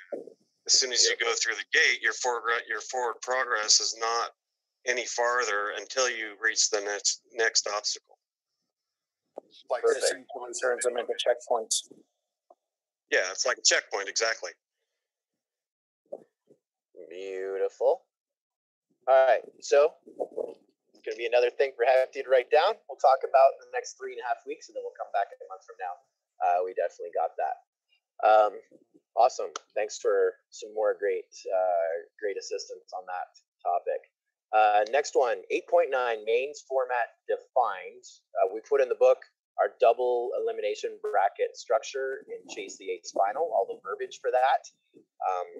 We already covered that pretty much at the start of our formats. The only thing I'll highlight is that there is a pretty graphic, or kind of a pretty graphic in there for people to follow along. The next thing we added was team racing format and rules. We use that as the template, or we use the Las Vegas rules mixed with the team racing rules that we had last weekend in Baton Rouge. And so we have a structure, a start for our team racing rules. We have a bit more time here tonight. Those rules are definitely not as close to being final, with a couple tweaks next month. But apparently we have some opinions. I haven't read the Facebook notifications today, but what homework can you give us to work on here on this team racing format? Who wants to weigh in on team racing as we've proposed it, which is the enduro 20-minute heats, 30-minute mains, graveyard channels, pit modes, lap pits, cautions. Let's hear what you guys think about team racing. I just have a small thing. I like most of it. The one thing that is an issue to me is graveyard channels. We're going into 2019. We got Real Pit. Let's make it happen. Let's solidify that. Let's get rid of graveyard channels. Graveyard channels just basically raise the noise floor in an event, and people have issues with that. So, in defense of graveyard channel, it allows people that don't have the new Pit RF or something that they've designed in there. Some of their flight controllers switch to it. From a safety and a spectator standpoint, running 4 at a time is amazing. And the graveyard channel is a nice backup. If I don't know if, like in drone racing, things mess up. This is a good backup for them to be able to go to. If their disarm switch or their servo breaks, then it gives them an out. I can guarantee you that if you made it a rule, every person that came to a team race would absolutely do it. It's not a cost prohibitive thing. If you're bringing 4 quads, it's $20. That's it. And I can tell you that every team will go to it if you make it a rule. And I don't think it's an issue. I think it's an issue that we're going to these graveyard channels. I think that raises the noise floor and causes more issues for people in the long run. That's just me. I mean, White Goat's done a lot of team races. We've just switched to pit mode or Real Pit. It's working great, and we have no issues with it so far. I'd have to get behind him on that too. I mean, if you're going to be doing team racing, you're pretty much a little bit more invested in it than your average pilot. And, if it's going to make it better for everybody, then it's going to make it better for everybody. It's going to be on most flight controllers by next season anyway. Yep. And if MultiGP puts it as a rule, it will be on most flight controllers by next season. True that. So, my only concern is the prohibitive nature of entry. And at the race that I did, we had 5 teams, and it is what it is. But one of those teams relied solely on graveyard channel. They just didn't have the gear. Some of the pilots on other teams relied on it. They just didn't have the gear. And we scrambled to get 5 teams. As you know, there are other events on the region. And, maybe, I don't know where I was. I was in like the Bermuda Triangle of drone racers. There's like 3 in the top 5 that have now hung up their stuff and are doing other things. So, so that is what it is. It's just, I think it's a great option. This is me stating my opinion. I think it's a great option, to drop that barrier of prohibitiveness of entry. But at the same time, if every quad at a race was able to turn off his video transmitter, like, that would be the biggest blessing. And like, my heart of heart is like, all right, if you're going to fly individual, you're going to fly freestyle. If you're going to fly team racing, you have to be able to turn off your video transmitter remotely. I would love that. I just don't know if it's too soon to mandate that. I don't think we have a couple months before it happens. I don't think it's going to be prohibitive in that situation. It's a $5 piece of equipment. Anybody that's doing team racing will invest in it. Yeah, I think, doesn't that give you a huge advantage? I mean, just watching the race last weekend, yes. I'm assuming that made a big difference for the teams that had it. Yes, they can plug in all of their quads on the line and let them sit there. It's any team that's going to invest in doing team racing, bringing that many quads is going to do this. I just think it should. Personally, I think it should just be a rule, official, make it happen. People will do it. No, London, you don't need it. It's foolproof. We can, for the time being, we can say that remote video transmitter switches are strongly encouraged, and leave it as that, and leave it at an event's discretion for the graveyard channel, or we can just say graveyard channel was good, got us through 2018. I think it's a good backup situation if your switch doesn't work for some reason, but we also have the cautions in play as something that we wrote in there, which I think would help in that situation instead of having to go to graveyard channel. As I think it was Tim said, yeah, the switch gave everyone the advantage. The people that were stuck on Graveyard Channel were way slower. If you guys are unanimous of saying if you are running a team race, then a remote switch is required. Then if that's what you guys feel, then let's put it in our rule book. Go from there. I mean, I actually disagree slightly with that, and the only caveat is I think it matters what we're talking about. So if we're talking about a championship level team race, if we're talking about IO team racing, I think that the real pit needs to be required. But if we're saying that anyone who ever wants to host a team race must follow this, I think that changes things. That's I know from my perspective, like for a local chapter, I would let them do whatever because I want them to be exposed to it, get excited about it, and then hopefully go to that next level. So as long as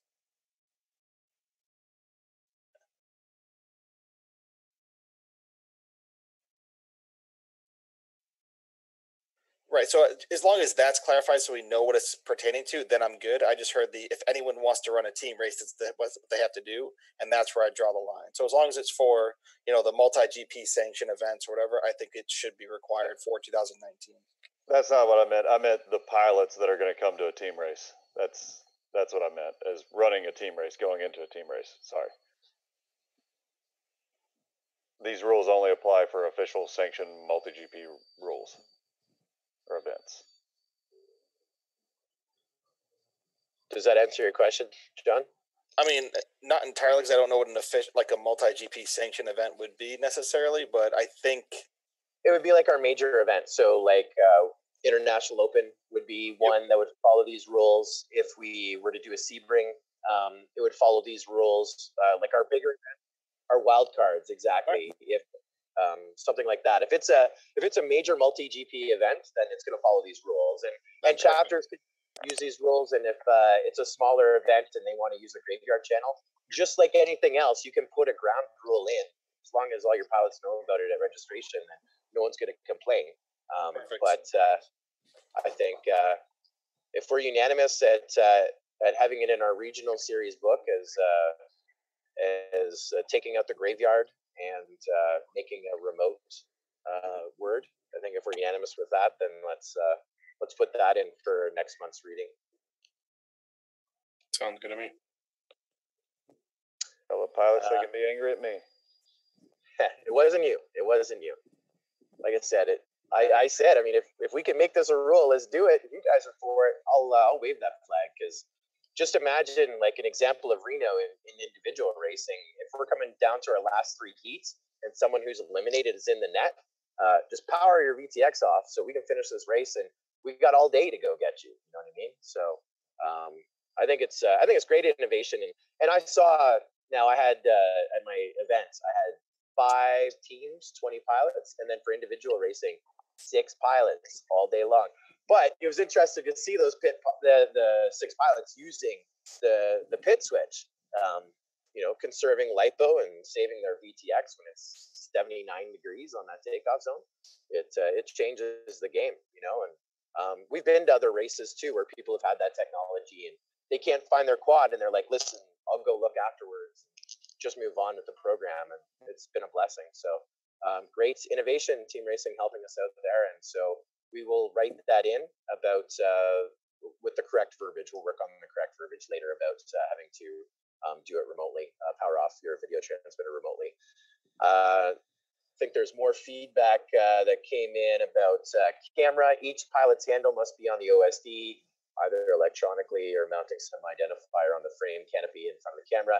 Each individual pilot must be identified. That question is this actually going to be enforced this year? Yeah, that's something that we have in our rulebook. That's something that we enforce every event. I think we should probably put a rule in there. Now I know that I saw a couple of people go like this. I chose my words wrongly. Sometimes, and I don't know if it made it into the team racing rule, but someone may put a camera in at the last minute or whatever, and so their handles run cam. And as long as that's brought up to the judges, then there's only one pilot with run cam, then that's something that we've allowed at the team races that I've run. But I would be totally cool with saying if it doesn't have your OSD on it, you're not flying it. it is in our rule book. It's something that we're trying to enforce. But again, oftentimes you're at the barrier to entry. If a team may have no quads left, and but at the same time, it doesn't take that long to program a camera as well. You just brought up a good point. Actually, a teammate doesn't have a quad and he has to fly someone else's. That I wouldn't mind if that was clarified in the rules, at least. Just to spell it out, that as long as it's communicated with the judges or something. Right. That's actually a good point. All right, we'll let's just put that in our notes for next month. Because when I say next month, we'll be working on this week and next week. But case of borrowing quad. Oh, thanks, Hefty. Let's see. Question that came up. I guess this is on Facebook. I want a rule for what should happen if a quad hits a pilot on another team. This also generally enters their area 10th. This affected us at IO. I think it's in the rules. If not, then we'll put that in there of if you go into another team's area, what happens. We were rushing where we took a couple of events team rules that are massaged of each other, like between IO, the Las Vegas race, and the Baton Rouge race. But I'm pretty sure I had something about landing in another pit. We've added it to our homework, and that'll be something that will come around next week. Any other feedback before we move on about team racing?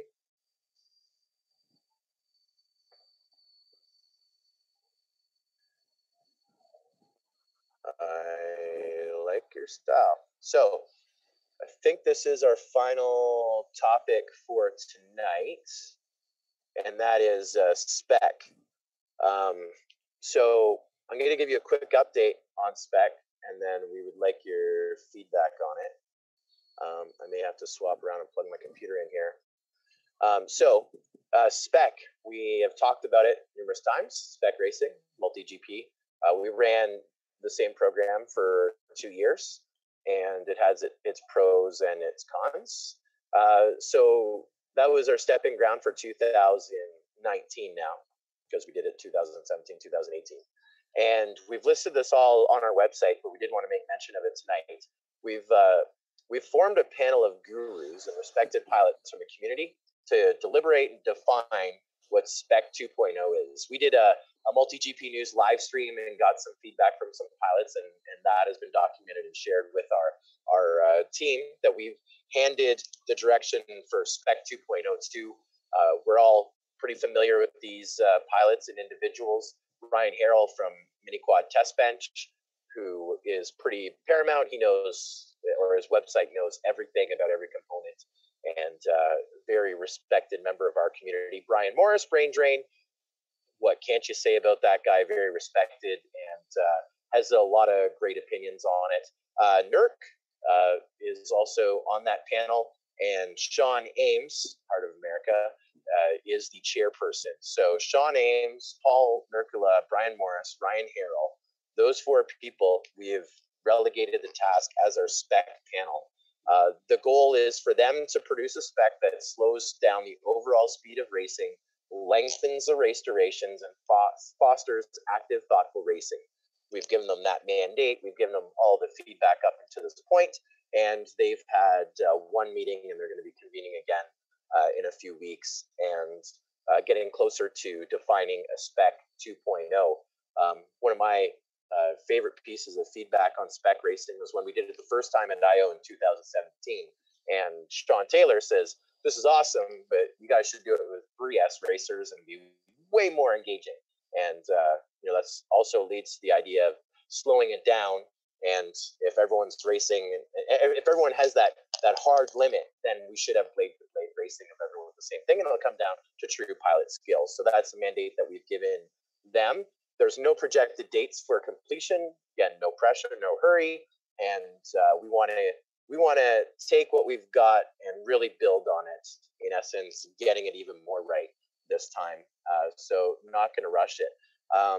That's the update we wanted to give to you here tonight. But also, we want to get your feedback as organizers, because let's just be honest, it wasn't fully adopted by pilots, and it wasn't fully adopted by organizers. I mean, I'm not going to point any fingers here. We only ran 2 spec races at IO 2017, IO 2018 as multi-GP corporate. So it's not that, we also didn't run very many spec races.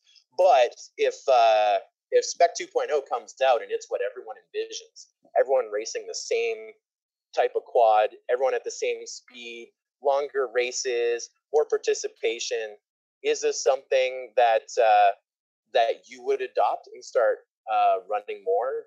Do you think the vision of having the spec racer as what is run in the regional series, is that a possibility?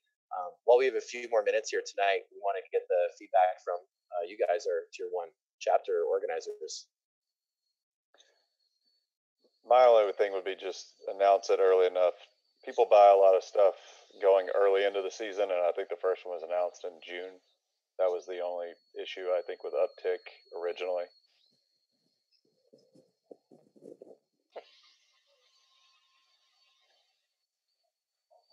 Gotcha. Kyle, you unmuted. What do you got? I think a low, a low 5 basically spec could be really interesting. I think we'd all, 2205 or something like that. The old red bottoms or something like that would be, kind of fun. But I don't think any of us want to fleet out with, whatever the spec is, and that's gonna, we're now gonna have to have 2 separate fleets and stuff like that. I think that's kind of the one thing. That was gonna be my point.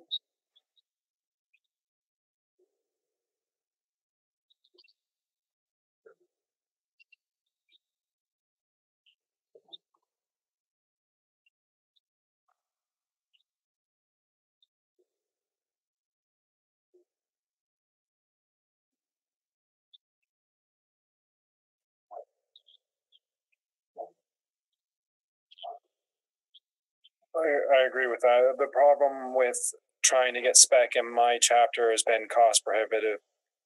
Most of my guys have barely strapped together their 1 or 2 rigs, much less have the ability to go build another one on top of that.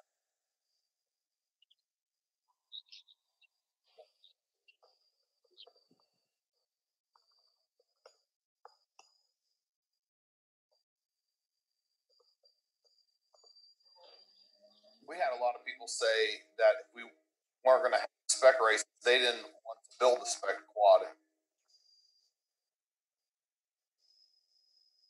We didn't have any.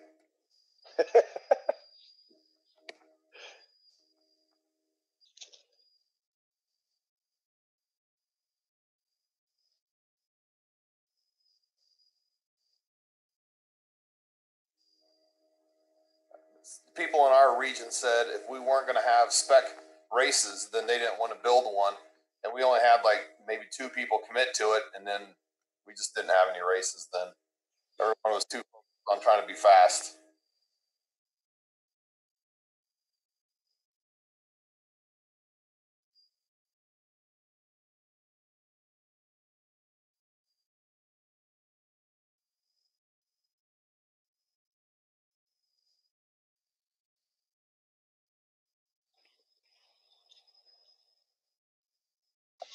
I think that's completely right. I think with that, the regional series drives what everybody's building. So if the regional series goes spec, then it goes. But you also have the possibility that would push a lot of people out. Yep. I don't know if it necessarily push a lot of my pilots out, but you would definitely turn around and have my whole crew with all the pilots would then be flying that. If that's what they were going to be flying at the end of the season, they're going to be using all season to be flying on it. I think some of our local pilots would rather be fast than a race spec and not win races locally, just the local races. I mean, I have a couple that are like that, but I think majority of them, like the bread and butter of our chapter, would be the people that want to race together. They want to beat each other, but they're more having fun about the kinetic of the race.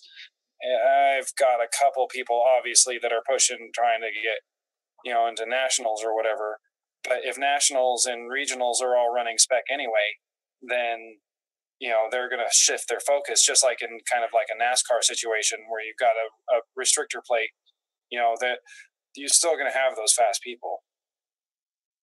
So we're running a high school league here in Kansas City, and we decided to make them all spec.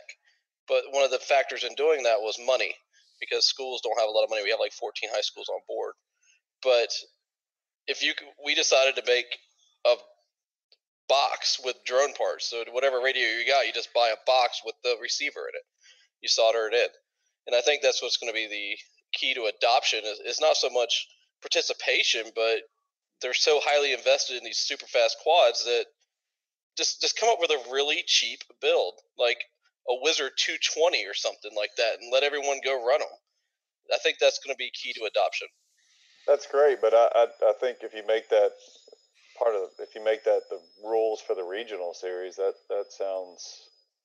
No, this is really nothing to do with regional. This is just hey, you want to introduce spec racing here, make it affordable where I can still have my super fast race rigs, but at the same time I can have a box that I can just order for $200 or $150 and go out and race in a spec league. This has nothing to do with that. That has nothing to do with regionals or any type. I agree with that. I just think somebody mentioned making it part of the regional series.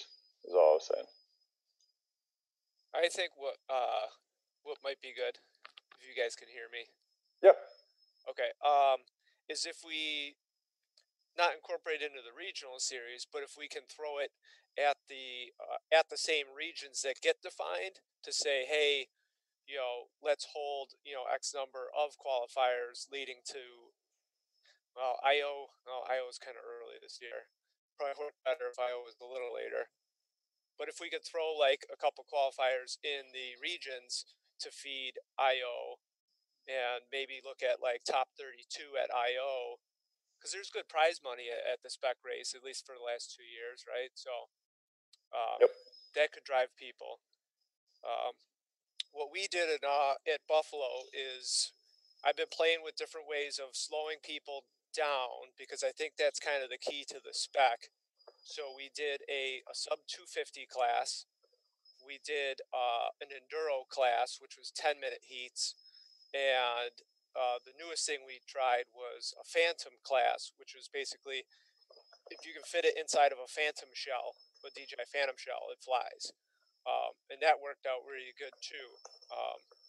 Trying to drive like spectator, getting people to be able to track those quads out on the track and see what's going on. So slowing them down, making them a little bit more visible. That was nice with the Phantoms. With the enduro class, a lot of people were taking their 6S quad and dropping down in battery, so going 4-cell 6-inch prop to do the enduro, and that was a pretty decent spec as well.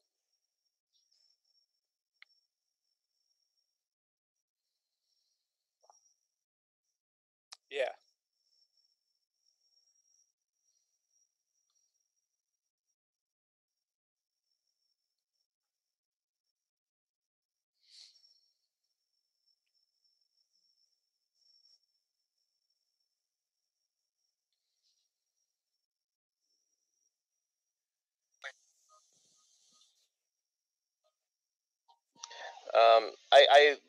I'd like a little bit more clarification on the pro versus the amateur getting into the regional series and stuff like that. Could you guys give us an example of, let's say, if you were going to make that cut line this year, where would it have fallen? Would it have, because I'm kind of worried in our region in the Northeast that we probably wouldn't have, depending on if the cut line is nationally, that we wouldn't even have 30 pilots that would qualify into the pro class.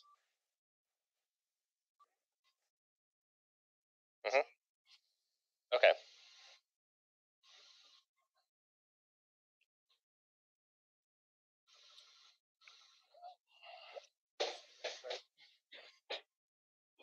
And it looks like that's a live cutoff, right? It's a moving cutoff as the list grows.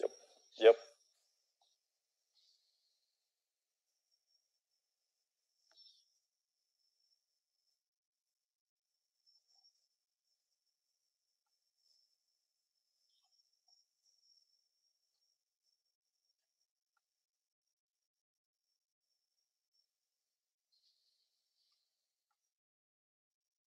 To me, I would say you don't lock it in. Yeah. In my it view, should be always moving. Yeah, in my view, it almost should be. You have the possibility of taking your 30 through 40th best pilots in a region and not sending them to a regional final. And with only 60 people on average going to these regional finals, when it was 6 regional finals, there's a very good chance that you're not going to get that same turnout when you go to 10. Well, the idea is 10 is to bring them closer to the pilots.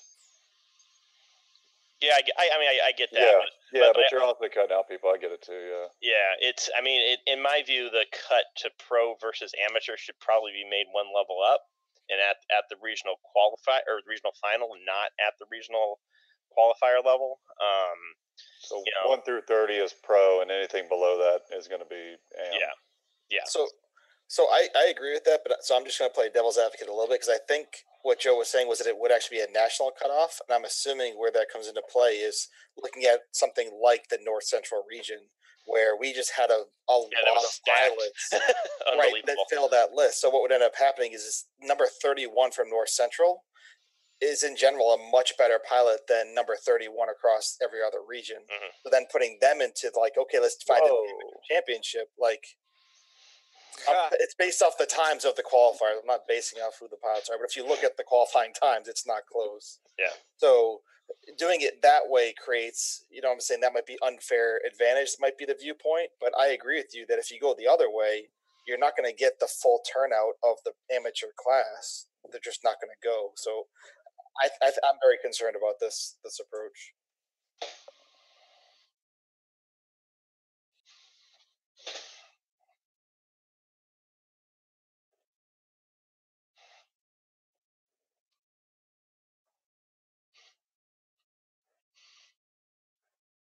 Yeah. The North Central region would essentially dominate the amateur thing then. Whoa. That's not bad. Well, but you'd only see 16 pilots from the North Central region at champs, period. And now this is based off of top 3 consecutive to seed this, right? Yeah. Okay.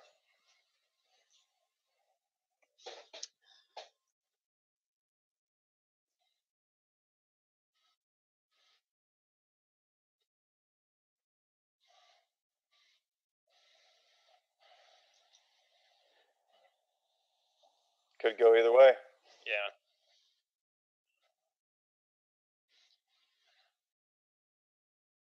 Yeah, just be good to spitball it against the qualifiers from last year to see where things have actually fallen. Granted, a lot of people didn't take the qualifiers that seriously, so. Yeah, and I think the other option that I might have heard in there was whether it's a nationally ranked threshold or a region-specific threshold, right?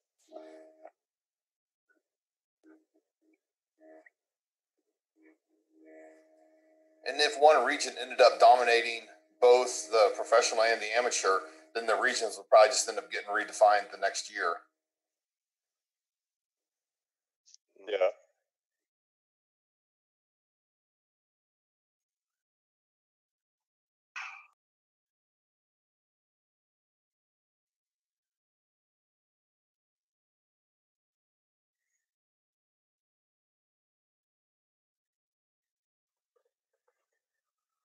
Yeah, and I mean, all I would say about looking at the pros and the AMs when it comes to the national championship, I mean, like we talked about, even last year, we had to go pretty far down the list to fill out, the 143 pilots or whatever, and now we're talking about 172 pilots. And what I'd say is across the 170 pilots, the range of skill is just absolutely massive. Like, it seems to me like that's, if you just took the top, 16 from each region, use them, and then split them down the middle, and had your pro am based on that list, like I think that'll be the most successful option. But I get that you're not getting further down the amateur list that you're talking about, but I don't think that's going to happen anyway. Yeah, kind of like building a race out of the people who don't make it into the Fast 56 this year. That would be your amateur class. Yeah, I like that. Like what was floated earlier this season. Perfect. I'm back, guys. I didn't get mugged in the parking lot here in Las Vegas, even though it did get a little sketchy for a little bit.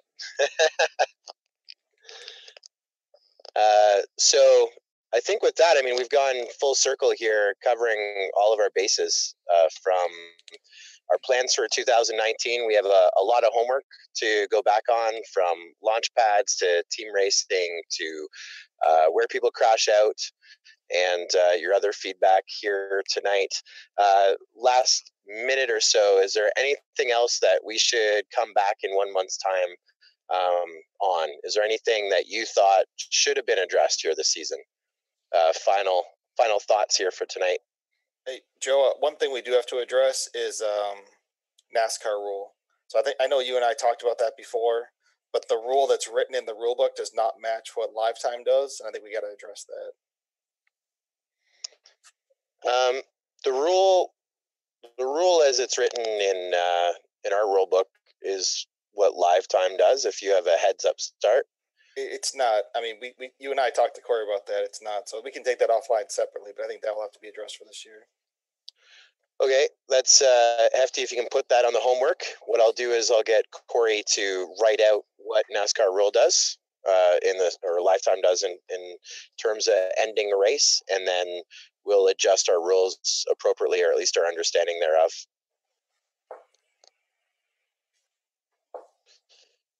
Anything else here tonight? I just want 3 classes. I want the heads up FPV class, pro, and amateur. Could happen.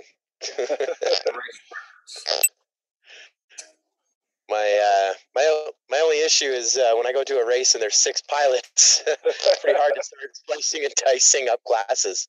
I agree. But we are really excited about this year. I know that the rules that we're massaging and proposing and hopefully going to finalize next month around, the changes for champs for all levels, from the regional qualifier, regional finals, and champs, having more opportunities to win, more packs to fly. We're really excited about it. Here in Las Vegas for today, we went and looked at a venue, and I think we have 4 to look at tomorrow, and hopefully we're going to finalize next week. And what we'd love to do is implement some of these changes to try them out here this year. That is going to be venue specific, but it is one of our things on our shopping list of where we're going, so that maybe there could be 3 classes isn't the idea, but maybe if we could have some more fun competitions, because for our champs here to round out the 2018 season, we want to fill the grid. I mean, we want to go down the list, but only so far. We want to fill that grid and have an awesome week here and in February, and then again for 2019, the same sort of thing. We'll have to, of course, evaluate how February goes with our joint project with DRL. But for champs, again, more participation and have it. So at least 2 classes. I don't know if we're at 3 yet, but maybe one day. Who knows? All right. Well, I think with that we've hit the 2-hour mark. Thanks everyone for their participation. And one of our chapter organizers became a keyboard pilot who says we don't listen. I mean, the Tier 1 chapter organizers are a really big part of what these rules are about. We've had many discussions. We're going to try and keep this as regular as possible. We're already committing for a month from now to come back with another Tier 1 council meeting to pick up from our homework and hopefully finalize these details. And on behalf of our entire team at Multi-GP, we want to thank first and foremost our Tier 1 chapters, also our Tier 2, Tier 3s, our provisionals, our pilots that are just now looking to invest in timing systems. Maybe the previous chapters have they've gone on to other things, into that Bermuda Triangle of drone racing, and their pilots trying to resurrect their own chapters and create their own chapters. And that's a big part. That's our first line of offense in growing drone racing as a community. And thanks everyone for not only their participation here tonight, but really year round. It's been an absolute privilege this season to go to many of those regions and meeting a lot of those people and recognizing our top 150 pilots this season, and really looking forward to finalizing our rules next month and speaking with you all again in about 30 days on or about November 30th. So again, on behalf of our entire team, thanks for your participation here tonight. Look for some modified rules and modifications and agendas for next month's meeting. And collaboratively, let's look forward to an exciting 2019. Thanks, guys. Thanks, Joe.